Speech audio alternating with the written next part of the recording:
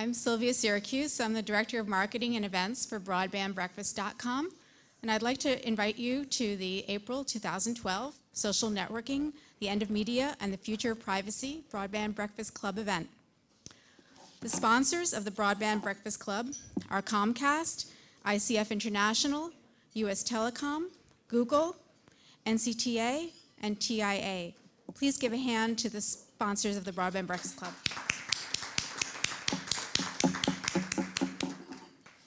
And I'd like to introduce our keynote speaker for today, Julie Brill, Commissioner at the Federal Trade Commission.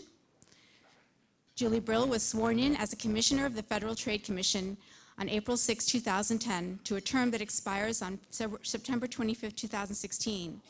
Since joining the Commission, Ms. Brill has been working actively on issues most affecting today's consumers, including protecting consumers' privacy, encouraging appropriate advertising substantiation, guarding consumers from financial fraud, and maintaining competition in industries involving high-tech and healthcare.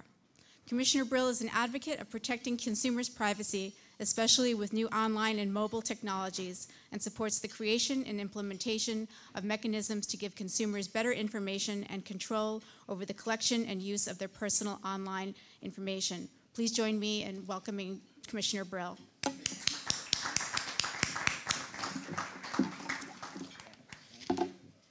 Thanks. It's great to be here. I really enjoy coming and speaking to industry groups, consumer groups, and anyone who's interested in the work that we're doing in the privacy space. So let's get started. I hope you guys who are still getting your omelets won't mind.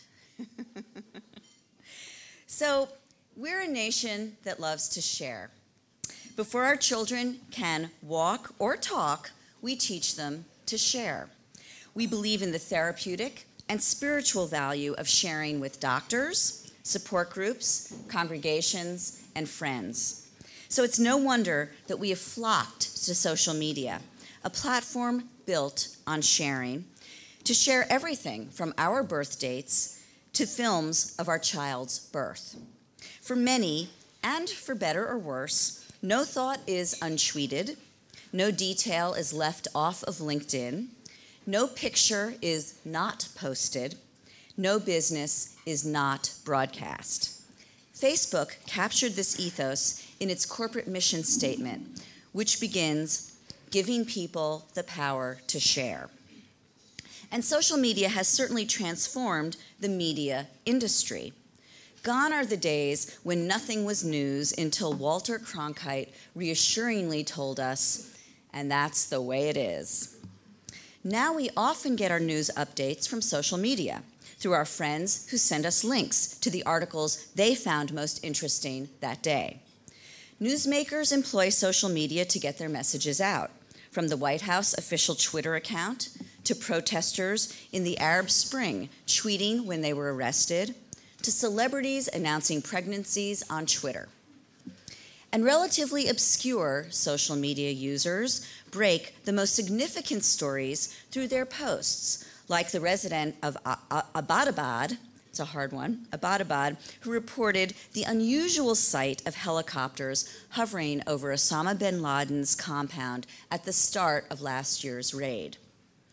Social media has also changed the way companies do business and the way they interact with consumers. Advertising on social media is exploding. Ad Age just reported how digital decision makers in the ad industry spend their online ad dollars. Its March 2012 survey found that 3/5 of the decision makers who govern the budgets for digital advertising will increase their social media ad spend over the next year, while only 4% will decrease their spending on social platforms.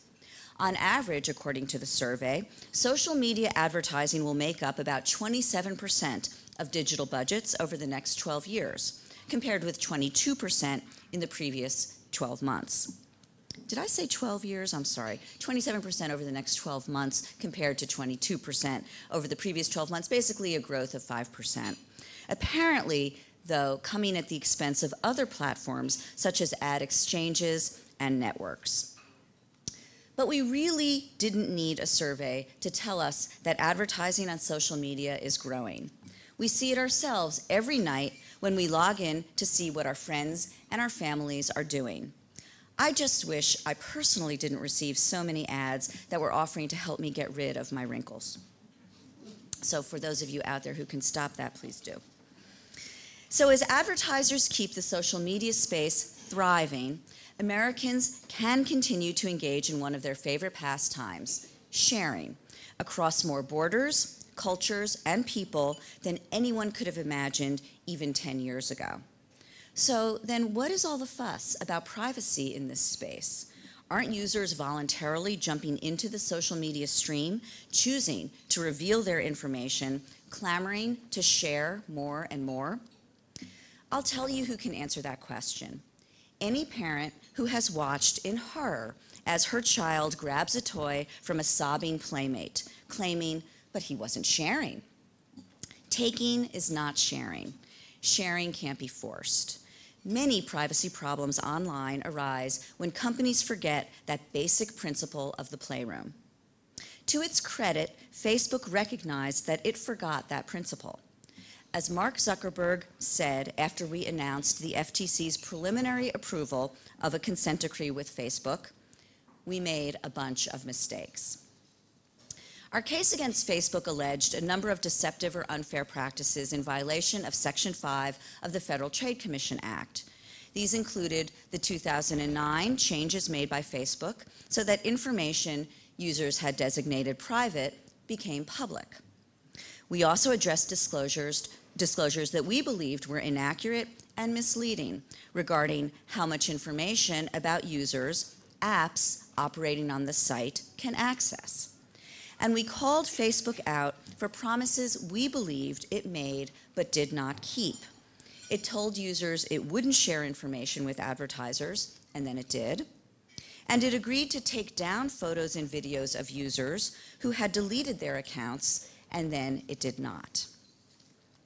The FTC settlement with Facebook prohibits the company from misrepresenting the privacy and security settings it provides to consumers. Facebook must also obtain users' affirmative express consent before sharing their information in a way that exceeds their privacy settings, and block access to users' information after they delete their accounts. To make sure Facebook gives its users, in the words of Mark Zuckerberg, complete control over who they share with at all times, we require Facebook to implement a comprehensive privacy program that an independent auditor will monitor for 20 years. Just 6 months ago, the FTC finalized a similar enforcement action against Google, arising from Google's first social media product, Google Buzz, which was the progenitor of Google+.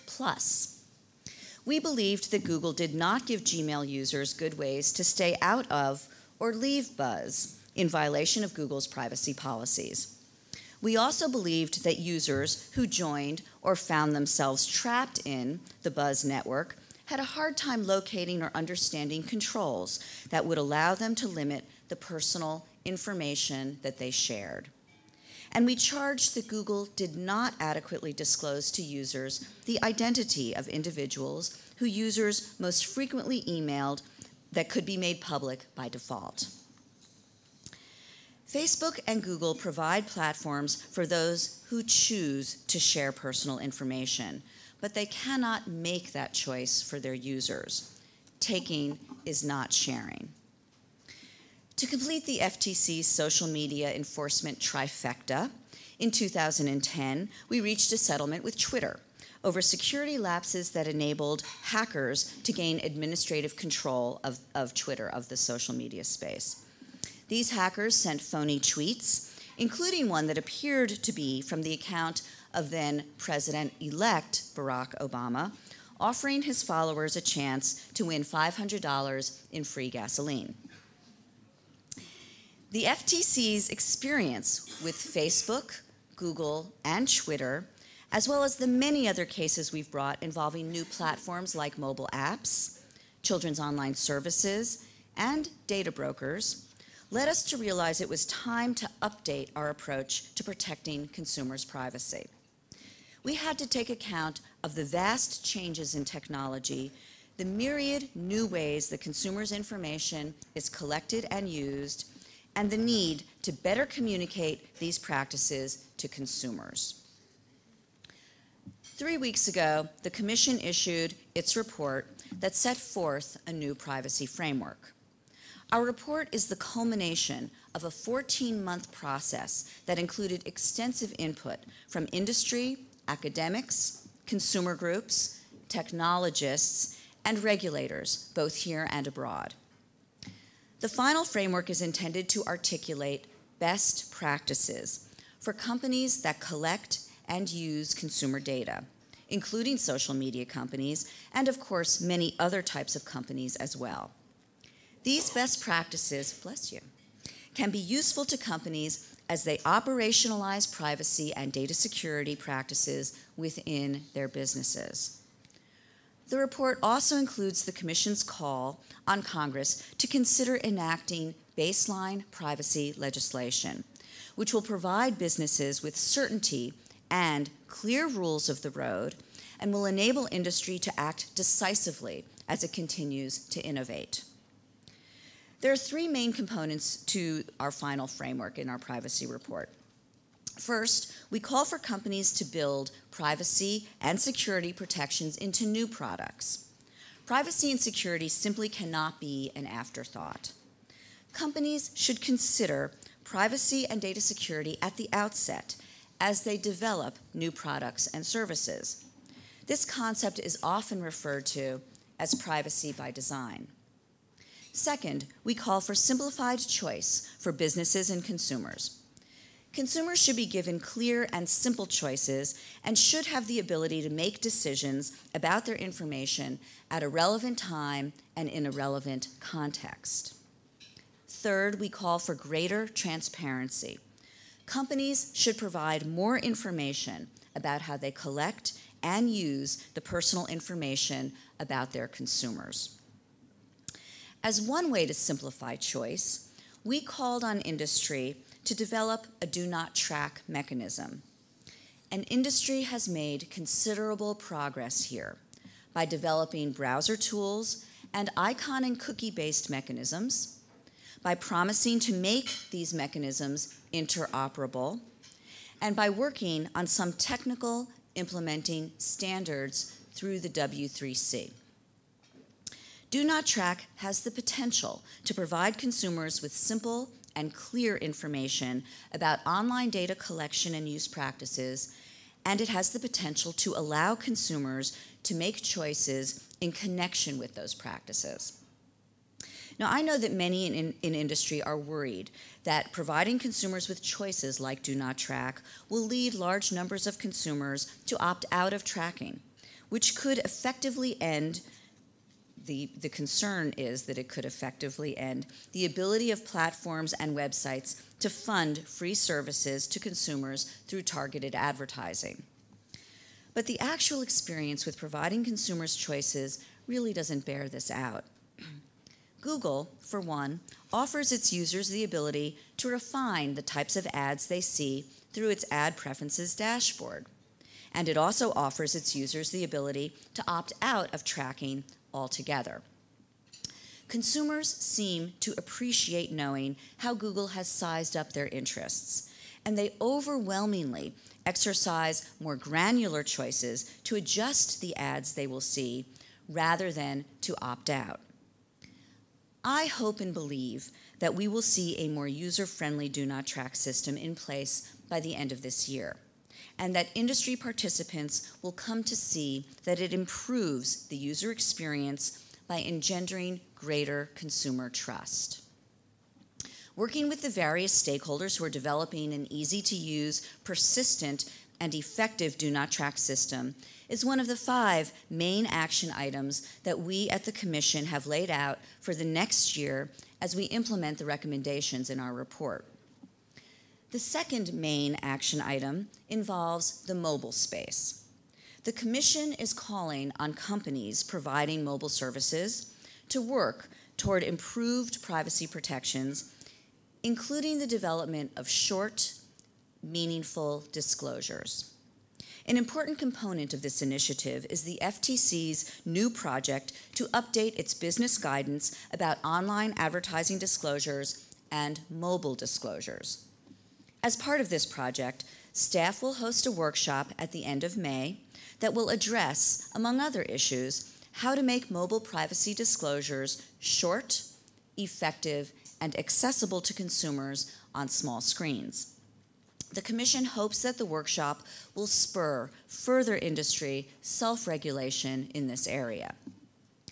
Our third action item stemming from the report, and that we will implement over the coming year, involves data brokers, a sector of the consumer information ecosystem that I have been concerned about for quite some time.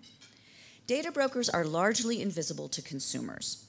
Some offer consumers the right to access and correct information, but consumers have no idea how to find many data brokers.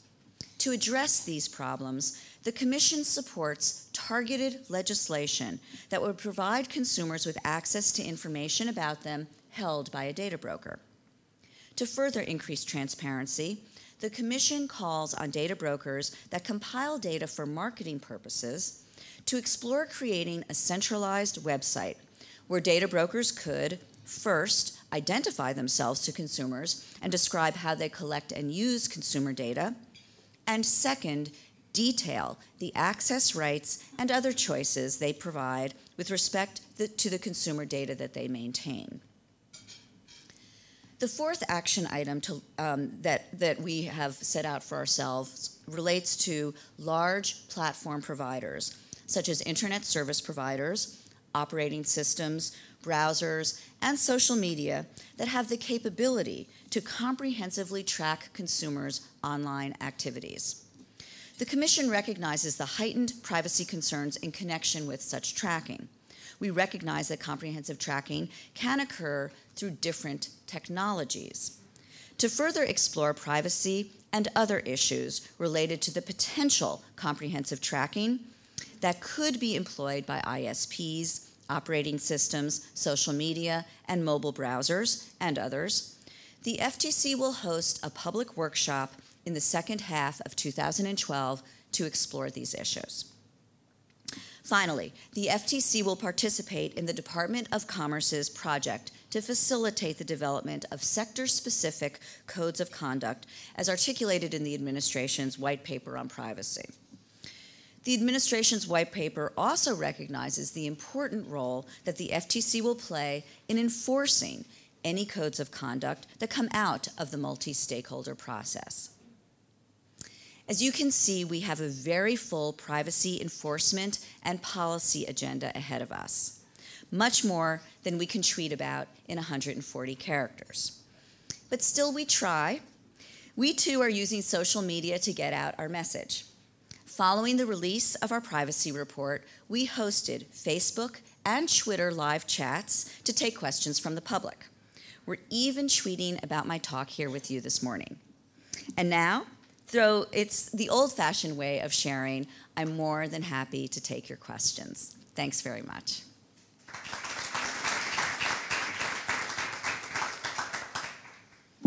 So any questions? Thoughts, comments? Yeah.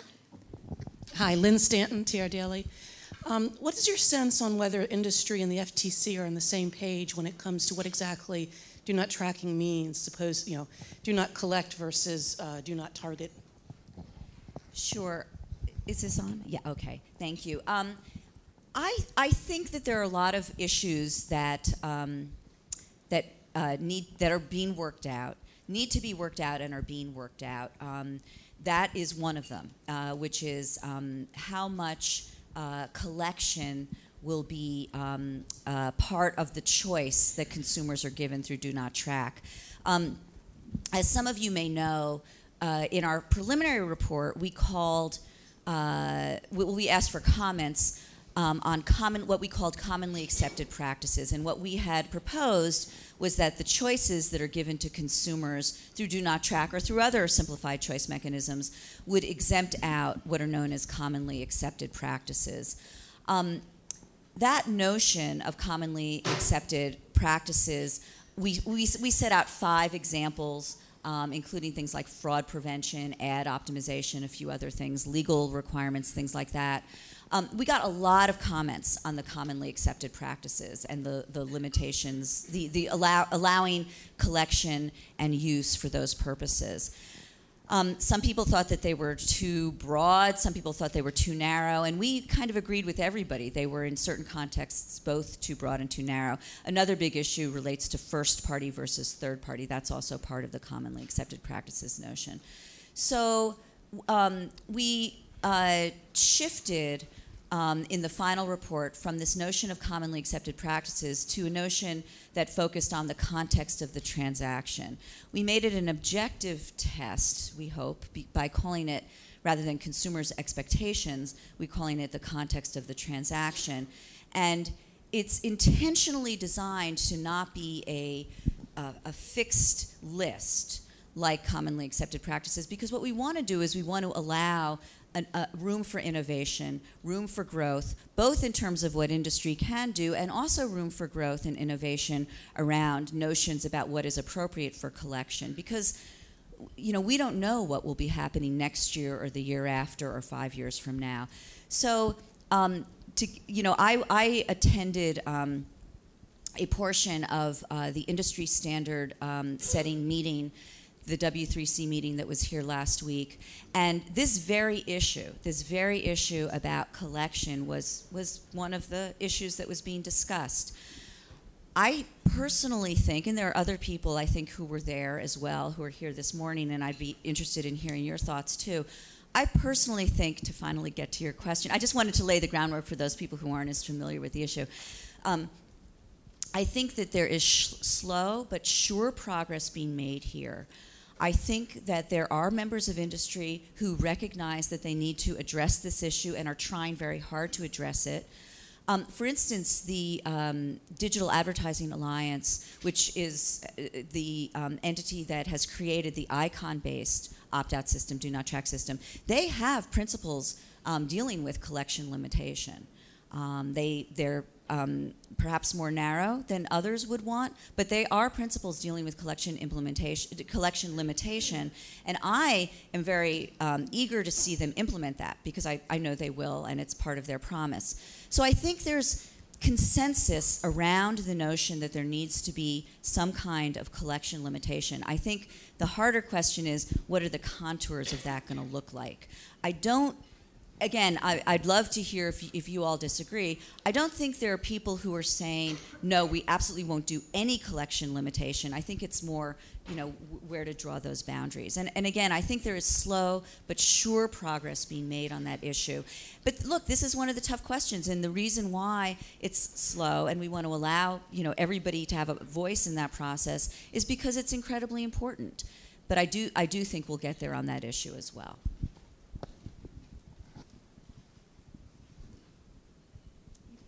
I was at a conference recently in which a congressman talked about his Al Motter with Brownstein Hyatt.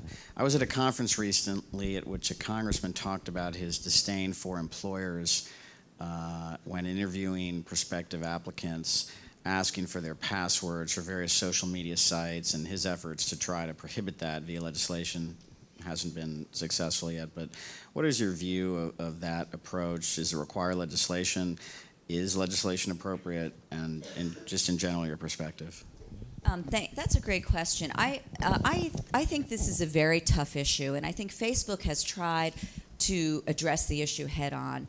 Facebook came out shortly after several news articles came out about this practice of employers essentially asking applicants for their Facebook password so that they could go on and look at the private portions of a person's page.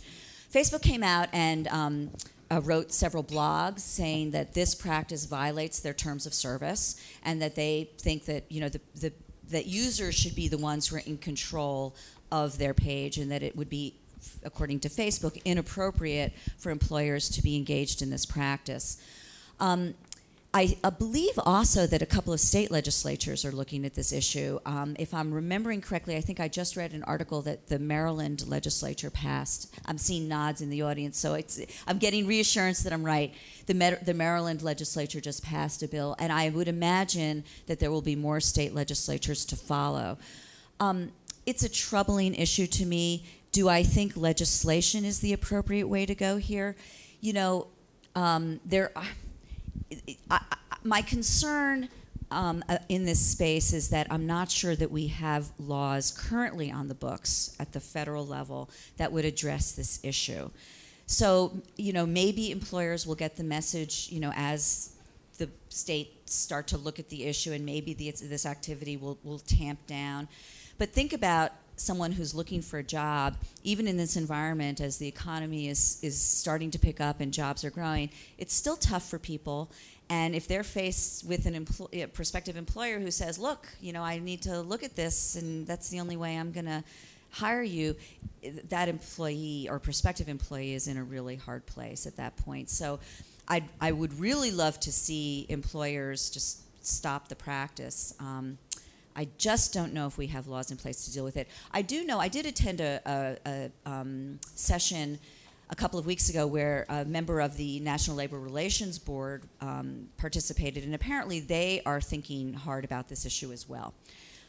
So maybe there will be a solution that won't involve new legislation, but my hope is that employers will get the message from Facebook that this is not an appropriate use of their prospective employees' pages.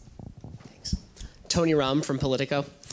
So the big news opening this week was that the FCC has essentially said it wasn't able to conclude that Google violated anti-wiretapping rules with respect to the Street View privacy flap from 2010. I know the FTC closed its investigation in 2010, but given all the information that's come out in the last couple of days with the order and some of the way that the company had conducted itself according to the FCC, do you think that the FTC or other agencies should take another look at this issue, or is this, in your mind, a done deal from here? So I try not to comment on things that we're actively looking at because it would really be unfair to the company or to anybody, really. There are a number of issues that we're looking at with respect to social media and search engines. Many of them have been reported about. I think your particular question, Tony, is whether or not some of the new information is causing us to relook at the Wi-Fi issue. And as much as I'd love to comment, I really feel like I can't. So sorry about that. I see Mike has a question too. Oh, sorry. You're right in the light. That's why I couldn't see you. Oh my. No, you're good. Okay. Hi, I'm Andrew Feinberg from The Hill. You talk about having plans to put in place new requirements that, or not requirements, but an idea that companies should be building in privacy protections and maybe the word is future-proofing their products for more granular privacy controls. But you haven't at all discussed updating or future-proofing, so to speak, how the FTC deals with these problems. We're really still operating in a 20th century regulatory environment for 21st century problems. It's still the same way it was done many years ago. It might be on a computer, but the process is the same. Do you see a need to update the procedures and the underlying administrative structure that the FTC and I guess other federal agencies use to deal with problems that move at digital speeds?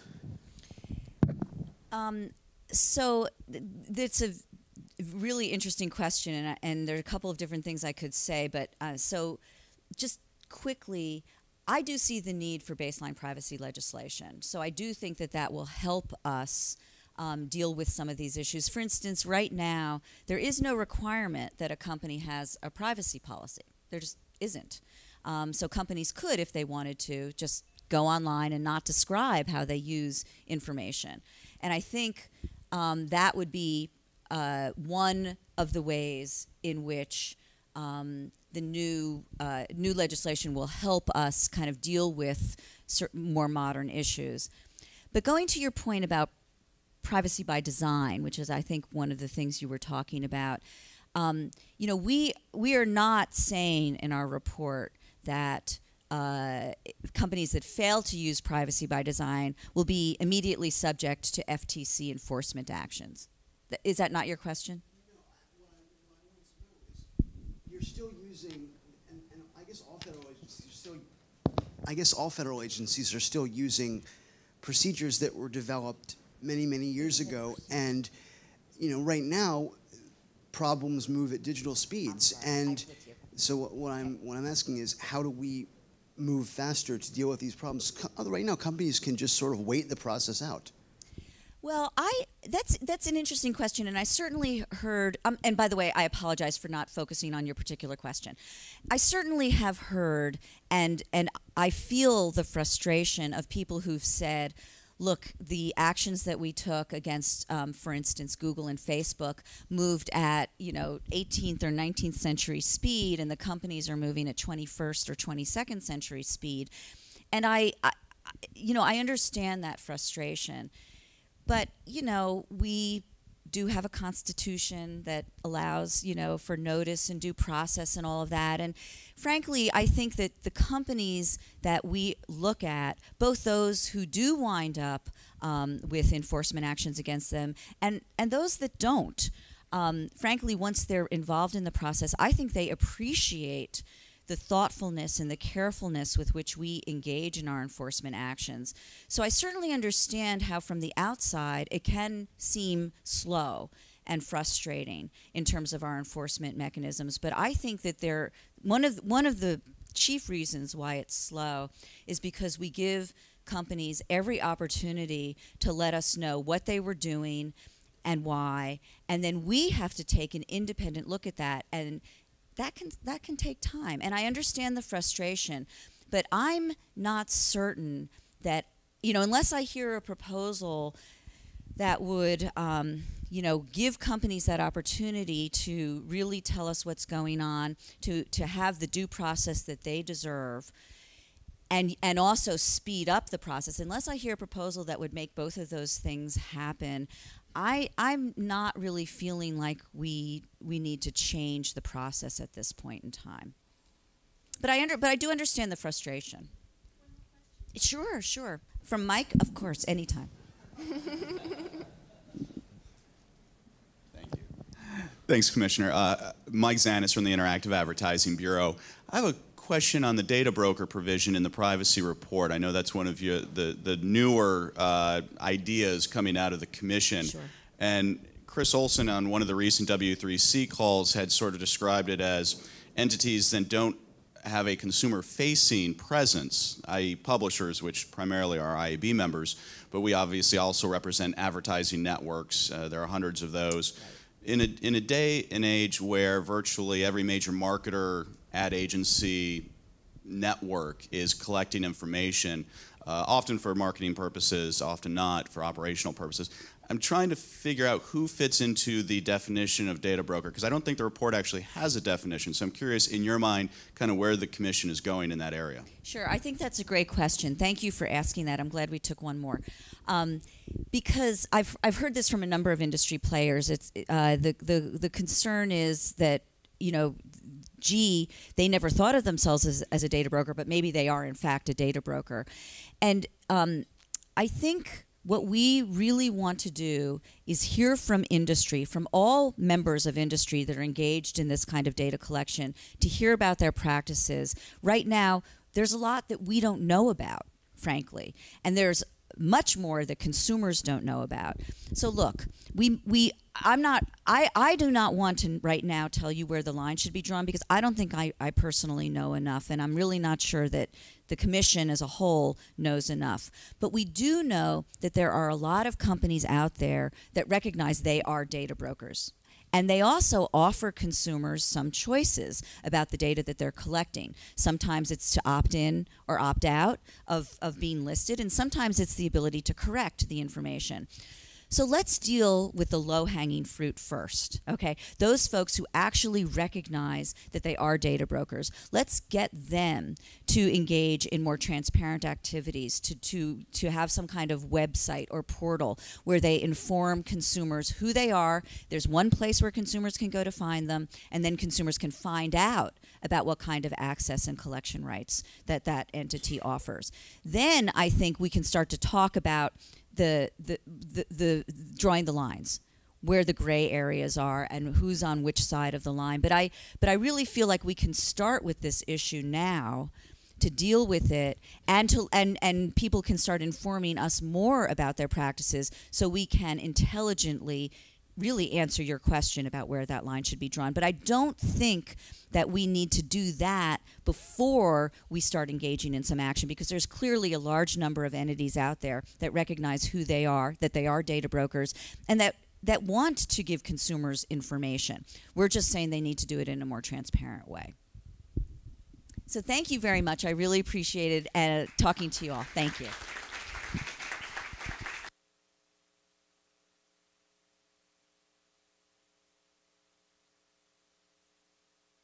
Thank you very much, Commissioner Brill. And I would like to introduce the moderator for today's event, Drew Clark, who is the chairman and publisher of BroadbandBreakfast.com. Please join me in welcoming Drew Clark.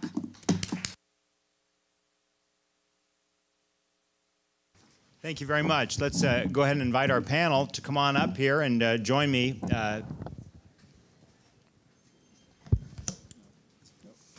While they do, I'll give brief introductions for each of them. Bruce Gottlieb is General Counsel of Atlantic Media Company, Senior Vice President for Corporate Strategy and General Counsel there. Atlantic Media publishes The Atlantic, National Journal, Government Executive magazine. And Bruce is also a journalist. He writes for The Atlantic and National Journal, and has, I think you started the Explainer column for Slate, the online publication. And I have to note I'm an alum of National Journal Group, so I really appreciate Bruce being willing to join us here today. Then we have Sarah Hudgens. She's the Director of Public Policy for the Interactive Advertising Bureau and is responsible for government relations with Congress and the executive branch. And prior to that, she was Senior Manager of Federal Government Affairs for the Entertainment Software Association, and was also a founding member of Global Women's Innovation Network. So thank you, Sarah. And then, of course, we've got Jules Polonutsky. Glad we could get you to a Broadband Breakfast Club, Jules. He's been the co-chair and director of the Future of Privacy Forum, which we'll hear about more, I'm sure, a think tank seeking to improve the state of online privacy and advance responsible data practices. Previously, he was Chief Privacy Officer for AOL, and before that, for DoubleClick. And he was also Consumer Affairs Commissioner for New York City, as well as being an elected state legislator.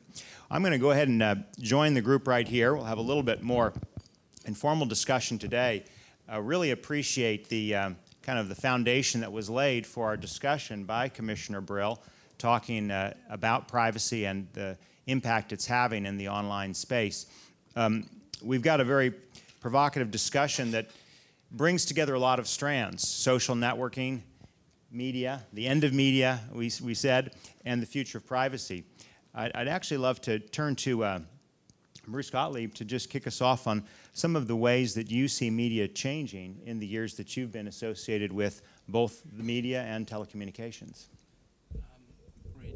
Well, first of all, thank you for having me here, and it's nice to have a chance to talk with my fellow panelists and with all of you.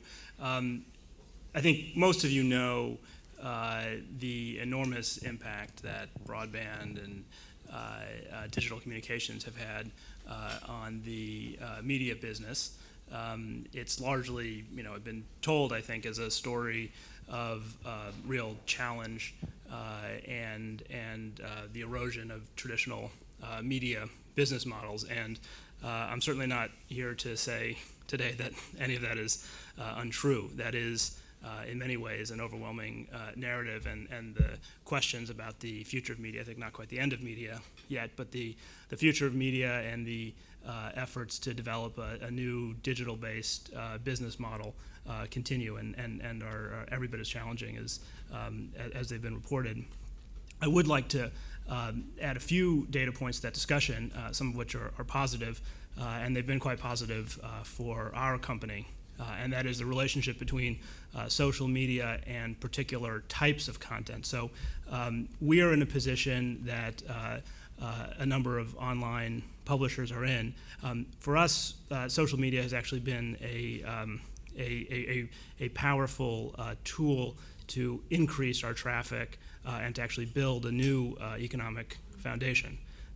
So the Atlantic magazine, when in about 2007, when we got very serious about developing Atlantic.com and a web presence, had about 500,000 print subscribers and about 500,000 monthly readers on our website.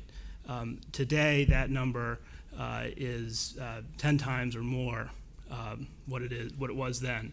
Our online traffic, in terms of monthly uniques, is well in the two-figure of millions per month, and a big driver of that. A couple of years ago, it would have been largely through search and people who came to our homepage.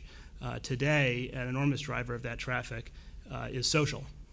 So we get more traffic now through people sharing our articles with their friends than we do from any other source. And I think there are some reasons that type of content that we create, a national journal in the Atlantic, is suited to that. It's largely opinion, sometimes original narrative reporting, often quick takes and reactions and analysis on the news, which is the kind of thing that people like to share with each other. But what social has really done is, in a lot of ways, kind of change the relationship of brands to consumers. So and it's helped companies like ours that have old brands that have reinvented themselves. It's also helped a lot of very new brands that haven't yet developed the kind of historical reputation that others have. So, for instance, traditionally, all of us, if we wanted to know what was happening on some important topic that we're not particularly knowledgeable about, would find that an article in the New York Times or the Wall Street Journal or a source like that, which has built up a reputation over 100 years or longer, is the gold standard. At the same time, today, if we have a friend who's particularly knowledgeable about some topic, and they recommend even a blog post by an author that I'm not familiar with on a blog or a site that I'm not knowledgeable about at all, if that friend who is knowledgeable recommends it to me, I'll often take that very seriously as a source of information. So those are a couple thoughts on the way in which social media and the sharing that Commissioner Brill talked about is opening up new avenues for old brands to reinvent themselves online and new entrants to come online and develop an interesting traffic model, and then they can monetize that and support the work that they do. Let me follow up, Bruce, with a quick question. Just a few days ago, I got my copy of The Atlantic in the mail, and it's about how Facebook is making us more lonely as individuals. When I got in the mail, I said, "Oh, whoa, that's my cue to go download it onto my iPad." So people are using both media. How do you see that print, tablet world playing into? Are you getting most of your readers from the web versus print, if you will?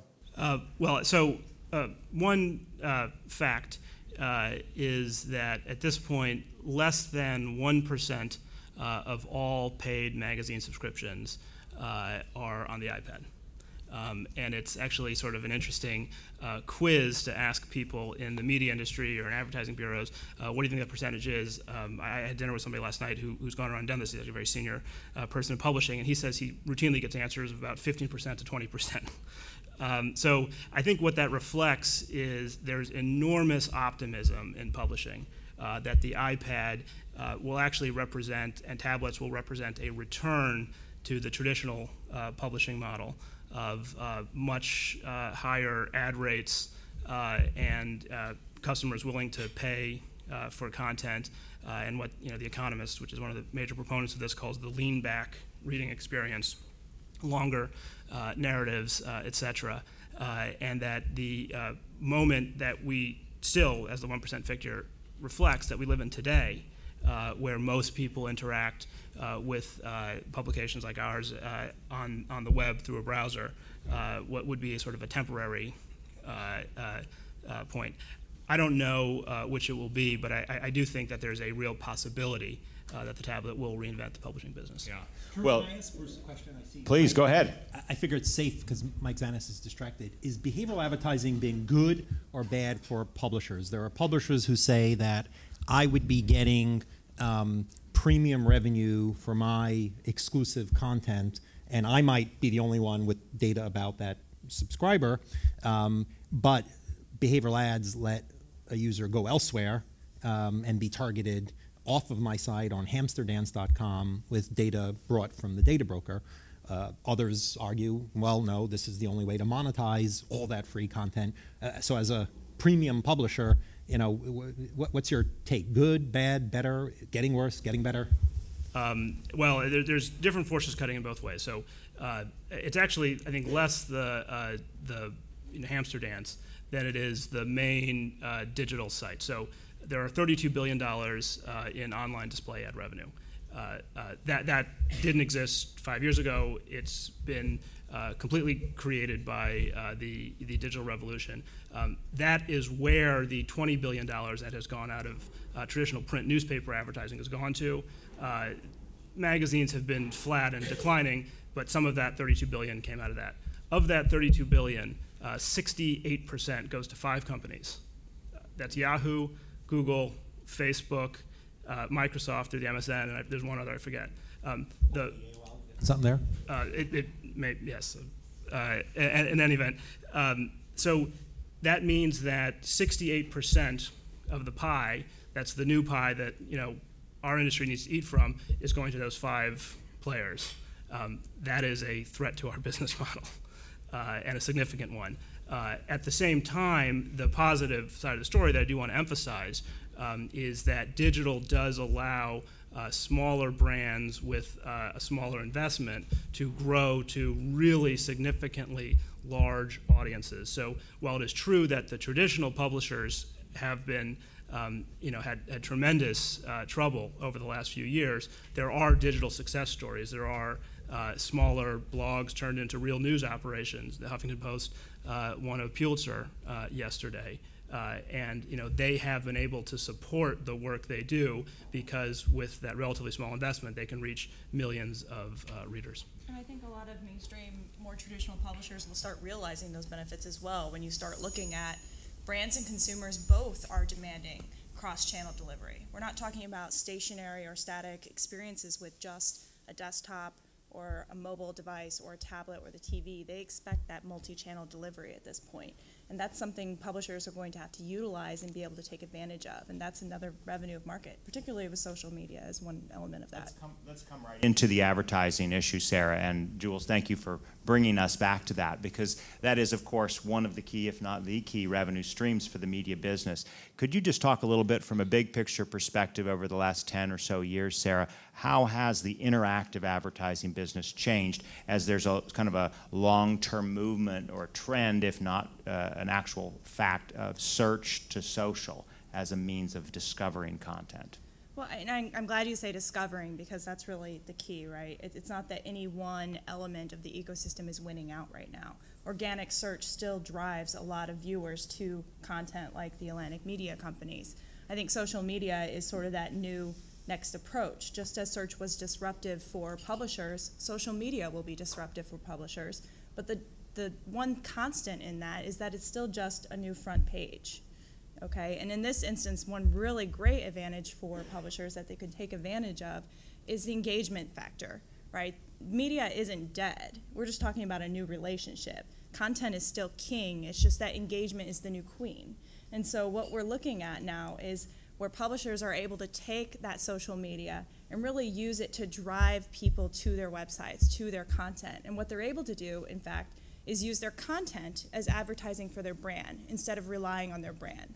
So take, for example, we've talked a lot today about Facebook and Twitter and some of the ones who've been in the market for some time, but look at Pinterest, which, yes, we acknowledge that that is a predominantly female-dominated market and it's kind of still coming into its own, but just February's traffic driving numbers show that it's really taking hold. And what that is illustrating is that visuals can really be a key important element of that. NBC has long been an early adopter with social media. They were the first on Tumblr, the first to use Instagram. They have a great partnership with Foursquare, using things like gamification for their products to drive people to their political content. When you look at the visualization factor, they were able to last year take the disasters, the tornado series that we saw last year, the outbreak. They had incredible photographic footage from that, but so much so they couldn't put it on their site. They were able to use things like Instagram or Pinterest to put those highly desired, highly credible and reputable photographs and then use that content to advertise, to send their viewers to their site to learn more about the disaster and what had happened. And so I think that's really the opportunity here for publishers, in that they're looking at how do we drive people back to our content. The next challenge for them will be, it's not just engagement with the content, but once you get them there, how do you keep them there? And that's where the advertising element comes in, and this is where they can take advantage of their inventory. Okay, so what are the drivers for ad revenue? Is it going to be time on the site? Is it going to be unique eyeballs? And how have those changed as new technologies have brought the engagement in a different way? I think measurement's becoming a really challenging thing for the industry to grapple with. We actually have an entire research department up in New York at IAB, focused on trying to make measurement make sense in so many words, doing research on what is the CPM and the cost per click. How do you incorporate things like social media into that? How do you incorporate mobile, where you have very limited screen space, and realistically you're talking about probably only one ad competing for that space as opposed to 5 or 10 in the desktop environment. And so that's actually, in some arguments have been made, that that's more valuable for publishers because that drives up the price of that inventory. And suddenly that is very premium and high value. And so these are things that we're looking at and trying to figure out as the publishing, media, and technology companies wade this space. But I think that we're going to start seeing a lot of sort of cross-channel understanding of that measurement, where it's not just the traditional click or impression or view, but we're looking at, did the consumer engage? Did they stay? What did they actually see? And so I think that you can't look at it all in one bucket. We now have to take all these different elements from display, behavioral, social engagement, visualization, gamification, which is a great new area, as well as SOMOLO, which is social mobile local, where you're taking all of those concepts, rolling them into one, and making a really creative, engaging experience. Thanks for that explanation. Hey, Jules, what is the difference in the way you've looked at privacy and advertising from your old standpoint at DoubleClick and AOL as the Chief Privacy Officer to your new organization? Do tell us a little bit about the future of privacy and what you're trying to accomplish. How do you see privacy from the user's standpoint versus from the publisher's standpoint? Yeah, so we're an industry-supported think tank, from companies like the ISPs and telcos to the Foursquares and startups that are trying to do interesting, creative, and sometimes novel things with information. But half of our board are advocates and academics, and so we end up trying to be the folks that are optimistic about the interesting, good things that can be done for the world, for users with data use, but also equally aware that some of these things have moral, ethical, legal concerns. Our stakeholders really are the chief privacy officers to a significant degree, and so my viewpoint, frankly, I think has been pretty much the same for a while, which is most of the companies are trying to do good, useful things for the world, but there's usually a bit more that could be done that doesn't get done for lots of reasons. It's item number 6 on their list. They only do the top 5. Other publishers aren't going to do it, or the publishers would do it, but not the advertisers. All the ecosystem issues that end up making progress, really hard in this area. And so we try to focus, as Commissioner Brill talked about, on some of those low-hanging fruit. A year ago, everyone got really angry when we said, how about do not track mean turn off behavioral ads? Because we've all agreed that that should be turned off. And I used to always complain about how well that process worked. And it wasn't the right time, and so people got all annoyed, and now that's sort of the big solution, it was a low-hanging fruit. So our timing was probably bad because people weren't ready for it. And so I think what we're going to try to do is continue to find solutions that do probably 80% of what the solution is, and therefore don't break too much. I think the challenge in the advocacy world is that there are lots of folks that want perfect solutions, and as a result, we get none, right? Anytime a company does something new or useful, if it isn't perfect, everybody jumps on them, and they're like, well, why did I even bother? But you mentioned my state assembly. Let me just rewind for a second. So you're saying you put forward the do not track idea that is now being endorsed by the FTC here. We weren't the first to Not the first and only, but Yahoo was already talking about it a year ago. Folks were... What's changed from the time you got hit? And not the do not track idea. The notion that an easy way to implement do not track that would not solve all the problems, right? If you go far down the road on do not track, some of the advocates that are part of the process really want to be sure that no tracking is ever possible in any way, and as a result, you break security, you break fraud, you break ad reporting, you break analytics, things that are fairly reasonable things. Yes, they involve tracking. They could be used in all sorts of terrible ways, but they're generally used by the kinds of uses that 10 years ago we thought were really, really useful. I remember negotiating the first set of network advertising initiative rules with both folks from the FTC as well as even European regulators. And they all were, what are you doing at DoubleClick with these profiles and with this abacus data? But when we explained analytics, ad reporting, like, okay, we get that. We understand you need to know which ads drive ROI. That's not our problem. It's those profiles. Today, all of a sudden, the bar has moved, and I understand why, right? They've seen the concerns. They've read about data leaks, and so folks are highly concerned. But as a result, solutions that do a huge amount, that actually give most users an awful lot of quick, easy protection, end up taking pain and suffering and dragging along. And we can get some of these things done, I think, if we're ready to make the compromises.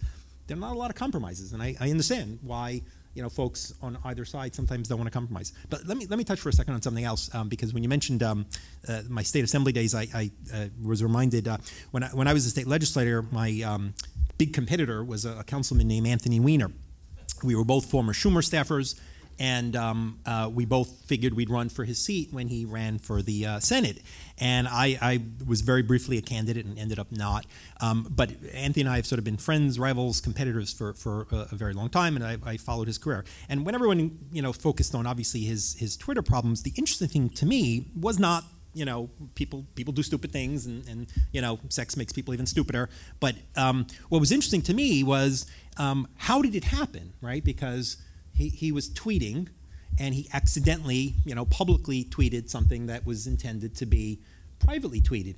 And I was like, oh, crap, I've done that a few times too. Usually Ashkan Sultani sees it and jumps on me. Someone, messages me and says, hey, can I reach out to you? Can you give me your phone number? And I reply thinking I've replied privately, and I accidentally put my phone number out there, and then Ashkan says, privacy fail, yeah, privacy expert, right? So so I've been trying to be really careful to not have anything awkward happening, because I love sharing, I love connecting. Friends with lots of you, thank you for the pictures of your lunch yesterday. I learn and get a lot of my media as well from folks that are sharing stuff. And I always test out the new apps, and I pay 99 cents for a lot of them, which is why I think, at the end of the day, a good mix of both paid and free, not everything ought to be free. I'd like some journalists to eat and not just, optimize headlines with scary, stories that get me to click on them. I would like some of you getting, good lunches and expense accounts like you did in the old days.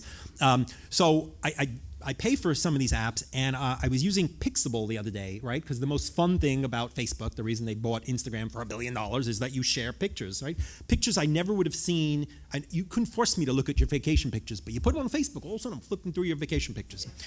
So Pixable really nicely goes and grabs all your friends' Facebook pictures and lets you just flip through them on your phone. So I'm flipping through Pixable there, and it actually says here are the top photos of your friends, the most shared photos, and then it has some categories: tagged ladies and tagged men. I don't know why. I guess it's a nice way to. Well, I signed up. I'm sure I read whatever there was to read. I linked it to my Facebook account, and I'm looking around. The other day I checked my Facebook page, and it turns out I've been sharing. Jules is looking at this. And I'm looking at the tagged ladies like 75% of the time. I was not aware of this. I'm just like flipping through. It turns out subliminally I've got something going on there where I'm somehow more likely to look at the tagged ladies.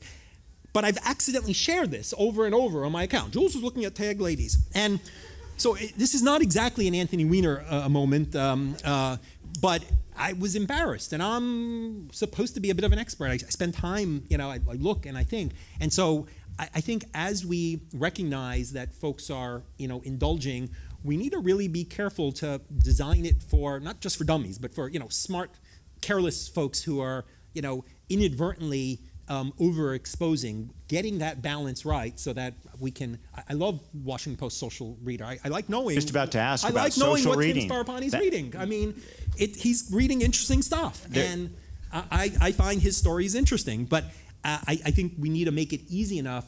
When people talk about privacy by design, I'd like to flip it sometimes, and I'd say, can we focus on the design? I get that a lot of it means having a design, having a process for your company. I'd like us to pull some of the designers into the room, because they're usually not in the room when it comes to UI structure or advertising or sharing, and let them drive a little bit more of the equation. Let's talk a little bit about that social reading. Go ahead, though, first, If I Sarah. could address some of Joel's points, I think he's made a great point in some respects where there is one element that we're not talking about, though, which is the maturation and saturation of this marketplace. And what we're seeing as a result of that is on one hand, you have companies that now actually have to compete based on their privacy offerings, based on their controls. They really are going out there and being competitive in this respect because there are so many more options in the marketplace, and consumers have gotten much more savvy. In fact, I think one of the things that's really been great for this entire process, apart from the fact that companies are starting to see this is an important part of their business plan, that they're starting to incorporate this into their privacy settings and controls, but that they're also competing on it, is now that consumers are taking advantage of that. One, they rely on brand trust pretty heavily, and they're more likely to interact with a product with a brand that they trust. The other part is they're getting more savvy in understanding the privacy controls. Pew did a study analyzing the last 2 years just on privacy controls within social media, and found that just in the last 2 years, it's been double-fold on the number of people who have untagged themselves, deleted a friend, deleted a comment, gone in and changed their privacy settings, or that they even understand how to control them. It's something like 70% find them easy to use and control. Now, the key difference, to Jules' point about this app that he used within another social application platform, is disclosure and transparency. This is where the social readers come in. It's a great example of, you can consume content within sort of the walled environment of Facebook by using a social reader, or you can choose to not use a social reader, exit that environment, and still go and do an organic search for that article or go directly to the publisher's site. And I think one of the things the social readers have quickly figured out is we're more likely to get consumers to engage with it if we tell them what we're doing. In exchange for providing this great application, this social reader and service, by the way, we're also going to have your name, your information, your email address, maybe your date of birth, or some other information. They disclose that and what they're doing, and then you have an option to review their privacy policy, their terms of service, and it's in a great, easy to understand communication. And that's what we need to see from more companies who are competing on So I'd like that. to be provocative. I'd like a little less choice, and here's why.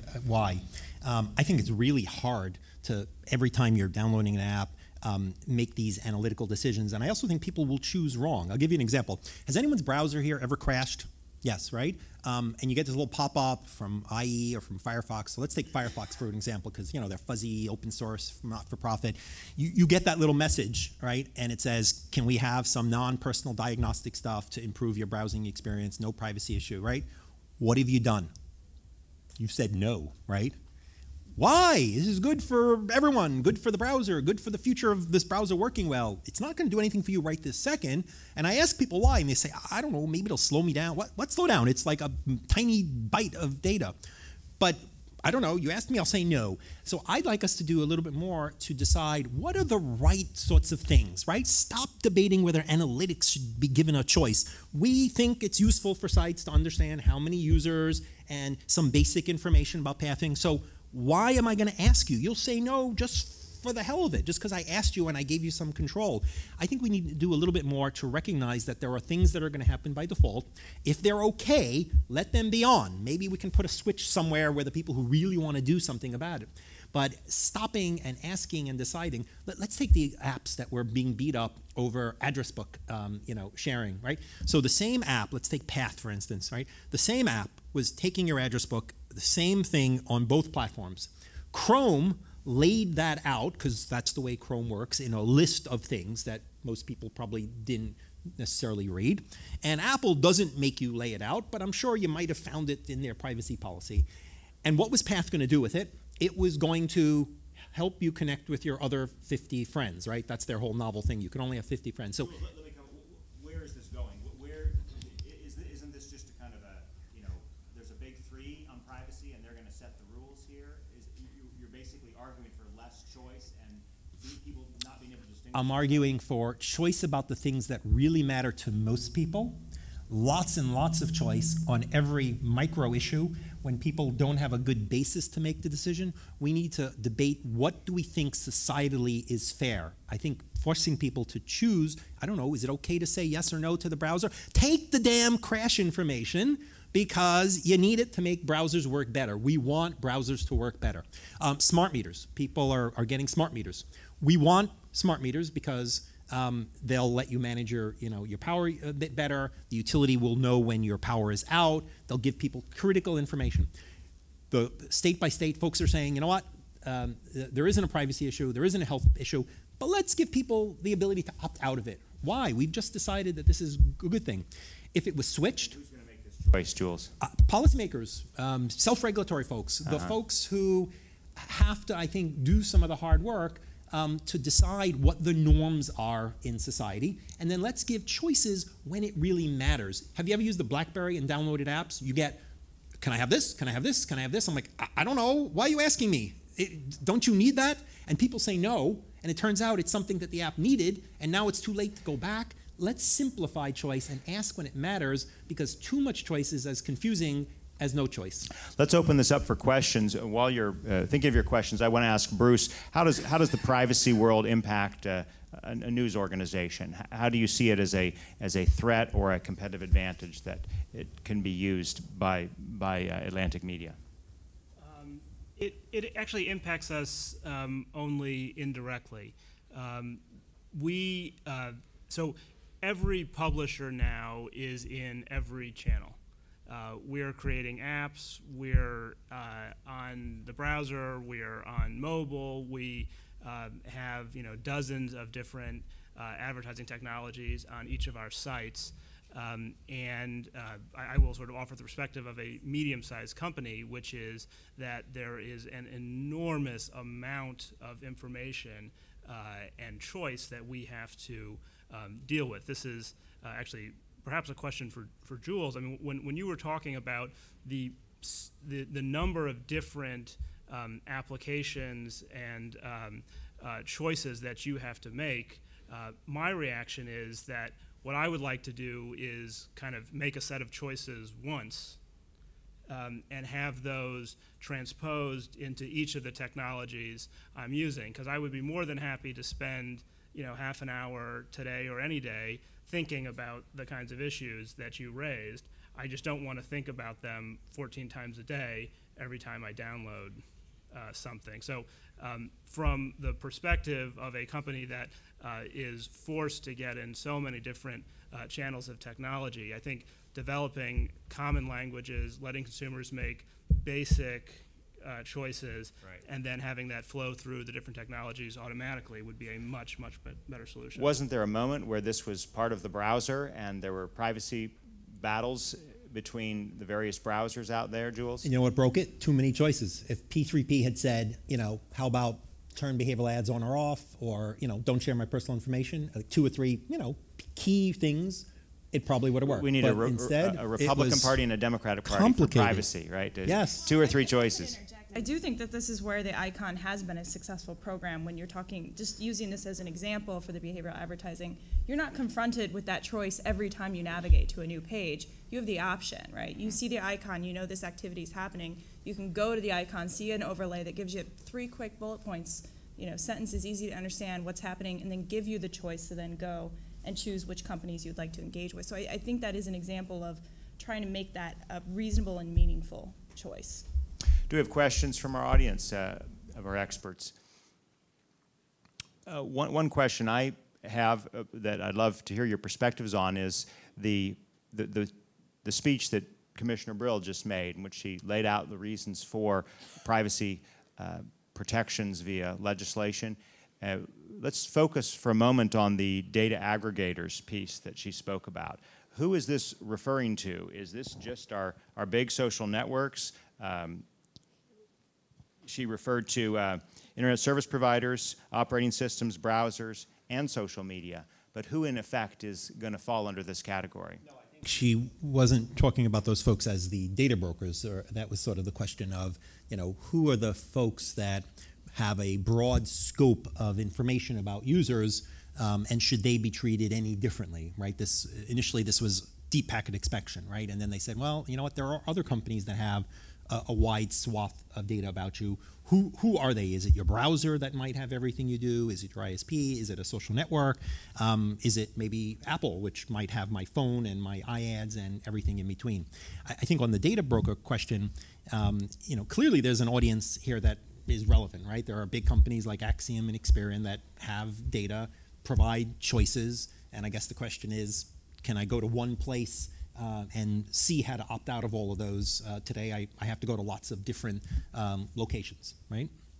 I think realistically there's some very genuine challenges here, right? I mean, where do you draw the line on who's a data broker and who's not? Because there are a lot of consumer-facing companies and non-consumer-facing companies who have data about you, who have profiles, you know, consumer experiences. On top of that, it may be in aggregated form. They may have no way to provide to you a way to, you know, I think the comparison is often made for like credit reports where you can go in and see who has looked at your credit report and who has what. That's a very serious technical challenge for some of these companies who hold this data, because you're talking about parsing it out and then actually putting it into identifiable form as opposed to non-identifiable form.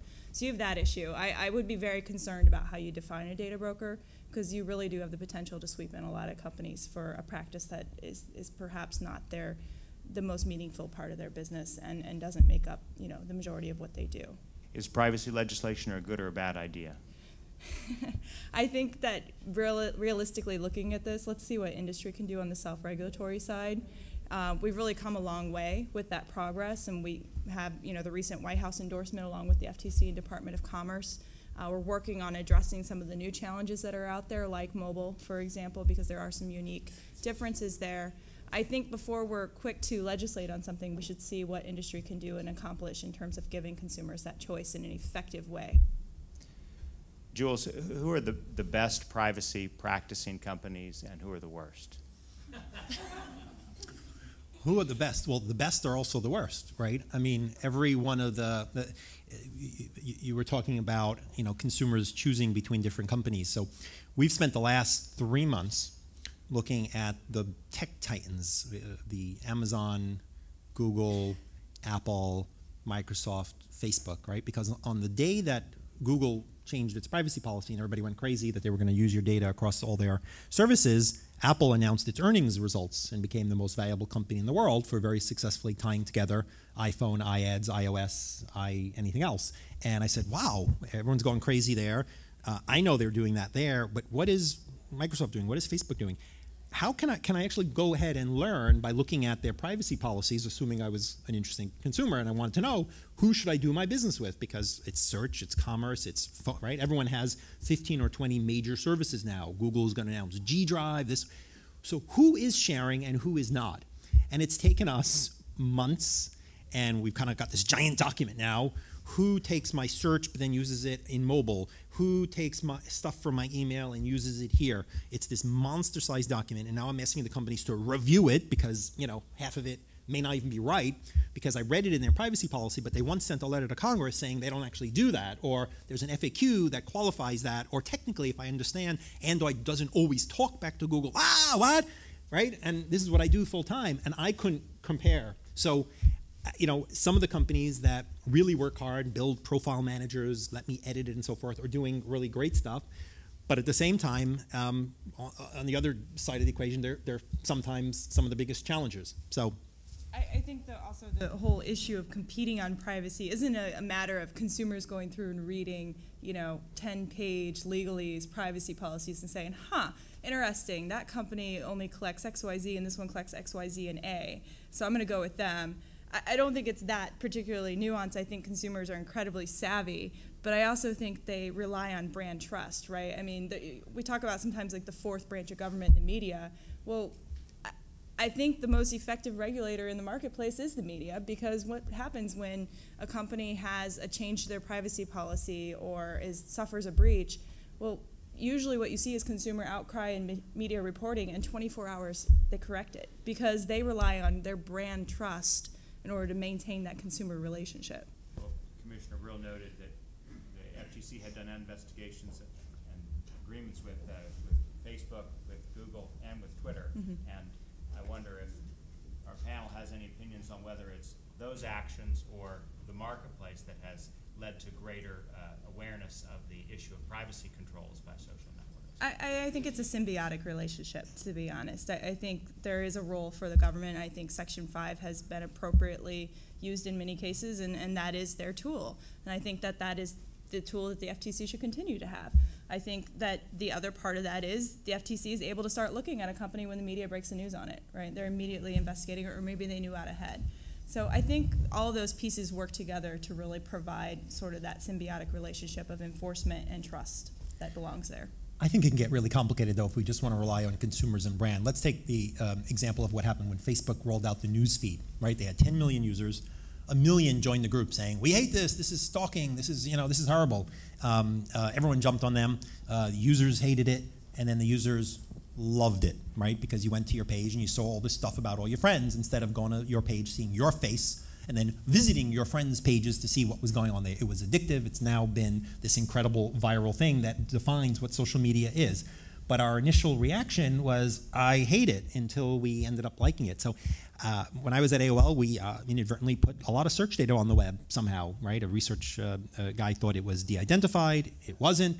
That year, we did better than ever in one of the annual surveys of privacy forward companies, because we started advertising parental controls again by chance. And that gave people the warm fuzziness because they saw these really nice commercials. And we had had the biggest privacy stupidity, that we had, and we went up in the consumer perception. So I think it's complicated. I think that speaks to giving consumers control too, right? They like the comfort of knowing they have the choice and the option. It's not necessarily that they will exercise it, or maybe they will, but I think it has more to do with knowing that that option is there for them. Do we have any questions? Yes, we do. Thank you, Lynn.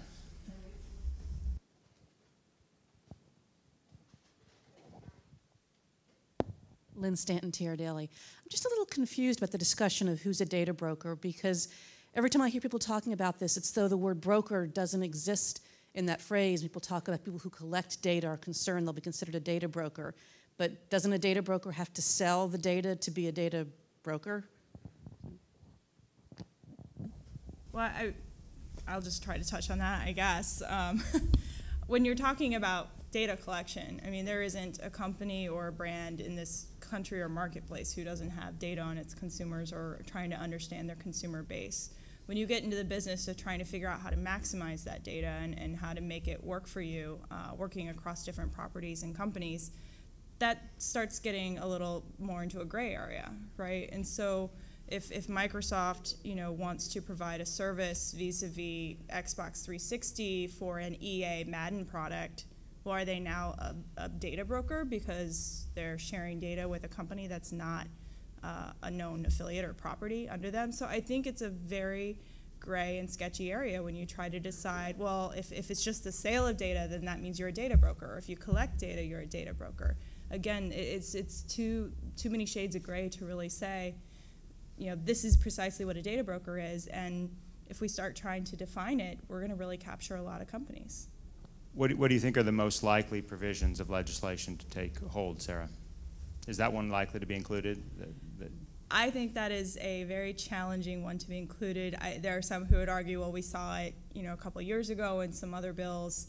I think we are dealing with a more informed Congress in this ecosystem, and I think that's to a credit to people like Jules and to the DAA and other groups educating on business practices and what's actually happening there. I think as we continue to see that education evolve, there'll be a little bit more of an understanding of how to approach that. And so legislation may not necessarily be the result. I think we can certainly expect to see hearings and continued inquiries into this. Let me come back to a point that you made just a moment ago, Sarah, which is the role of the media and the media kind of keeping other companies honest. Well, what happens if we now view Facebook or a Google or a Twitter as a media source? Is there a line between the media that's keeping the companies honest and the media itself? I'd love your perspective, Bruce, on how the evolving definition of media affects the trust that people have for the media as well as the companies that it reports on. Well, a couple of thoughts on that. I think one thing that's interesting is that companies have now increasingly found ways to communicate directly with consumers, totally bypassing the media. So I read Larry Page's, recent, I've been a CEO for 1 year, and here's how things are going in, my Google Plus account, which, he put in there. When Google changed their privacy settings in that really fundamental way, I, in the morning when I get up, learned about it, both because it was on the front page of the New York Times and because it popped up when I checked my Gmail, which I do before I read the New York Times. And so I think companies increasingly, because everyone's a digital publisher and every company has a policy blog, et cetera, are finding ways to communicate those things directly to consumers. I will also say, and this is just a reaction more as a consumer, is that I'm a little skeptical of the idea that consumers really kind of choose between different services on the basis of privacy in quite the same way that they choose on the basis of price or features, et cetera. Those are kind of a continuum, and people really understand the difference between a $300 product and a $200 product and a $100 product. With privacy, I think today it's more of a 0-1 thing. You don't notice it and you don't have a problem until something happens that really pisses you off. And I actually think that both government and the media play into that. So the thing that really pisses you off is typically the thing that shows up on the front page of the New York Times, and there's an FTC investigation announced. And I think when I was at the FCC, I think the bully pulpit function of simply naming a problem and getting a lot of press attention around it often led to change much more quickly than the 2.5-year administrative process that ends with the famously $25,000 fine. So I think that privacy still has that quality to it.